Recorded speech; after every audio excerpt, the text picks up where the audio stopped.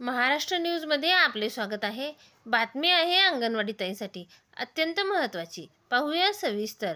तत्पूर्वी चॅनलवर नवीन आहात तर चॅनलला सबस्क्राइब करा व पुढील बेल आयकॉनवर क्लिक करा म्हणजे असेच लेटेस्ट अपडेट आपल्यापर्यंत येतील। अंगणवाडी सेविका राज्य सरकारच्या लाडकी बहीण नाहीत का? त्या नापसंत बहीण आहेत का?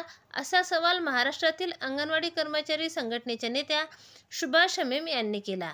अंगणवाडी सेविकांनी 21 ऑगस्ट रोजी शहरात आंदोलन करण्याचा निर्णय घेतला असे त्या म्हणाल्या।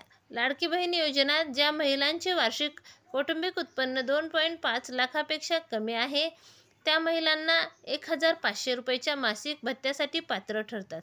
ही योजना यंदाच्या राज्याच्या अर्थसंकल्पात एकूण लाभार्थ्यांची संख्या 2.5 दशलक्ष स्त्रिया असल्याचा अंदाज असून त्यांच्या अंमलबजावणीसाठी राज्य सरकारला वर्षाला 45,000 कोटीचा खर्च होण्याची शक्यता आहे। या योजनेच्या सुरुवातीला एका महिन्याच्या आत 10 दशलक्ष महिलांची नोंदणी करण्याची सरकारचा निर्णय लक्षात घेता शहरी तसेच ग्रामीण भागात समुदायामध्ये चांगले नेटवर्क असलेल्या अंगणवाडी सेविकांना नोकरीसाठी जोडण्यात आले। प्रत्येक अंगणवाडीला एक कार्यकर्ता आणि मदतनीसद्वारे ही सेवा दिली जाते।